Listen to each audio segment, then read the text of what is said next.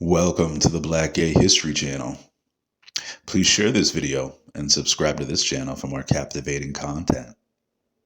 Several news sites in Nigeria and the US have covered the story of two presumed gay students who were murdered at a school in the Kano state in northern Nigeria. The Black and LGBTQ newspaper and website, The Washington Blade, reported on a story from the local Nigerian news page, The Daily Trust. This all happened at the government's secondary school called Bishi, which is equivalent to a high school here in the West. Two of the students who were attacked, Hamza Idris Tafawa and Umar Yusuf Dongurawa, died, and two others are currently fighting for their lives in the hospital, and the authorities have arrested 11 students. Local Nigerian LGBT activists have denounced this violence and have called for reparations that are owed to the family, even though in a month they haven't been allotted those funds. Because most of northern Nigeria is an Islamic culture state, they are under Sharia law, so I hate to say it, but it's likely that justice will be slow and weak for these students. Though Nigeria is the most populous country on the African continent with a whopping 230 million people, they still have some of the harshest laws for LGBTQ people on the African continent, especially northern Nigeria, which has the highest Muslim population in the country. I could read more details about this case from the Washington Blade, but I actually encourage you all to go to their website, as well as Erasing 76 Crimes, and read these things for yourself.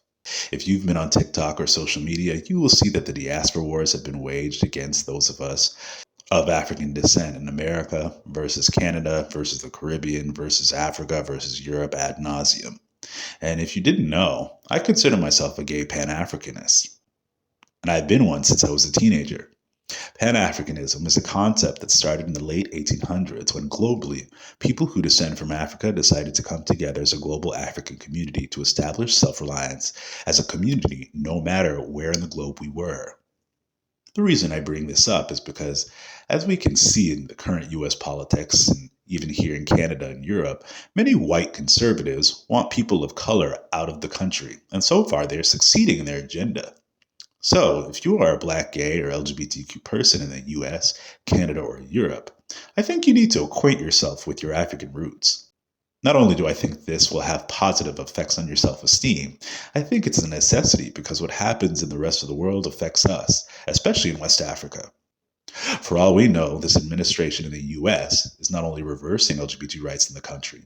I generally would not be surprised if African Americans who were born in the country could get sent to African countries. So while we may think that LGBT rights fight in Africa has nothing to do with us, it truly does because these folks are literally related to us. Some of our distant cousins are literally still in West Africa. Now I know there are historians from other countries like Brazil and South Africa and Nigeria who are watching my channel, but most of my viewers are from the US, and that's why I'm saying this. I've heard many Black gay men in the US, Canada, and the Caribbean deny their connection to Africa, and I think that is to our own peril to do so. There is literally a cultural war against gay men currently in the US, where many of my viewers currently reside, and there's literal laws against us already in place in Nigeria, the country where most of us descend from, including me.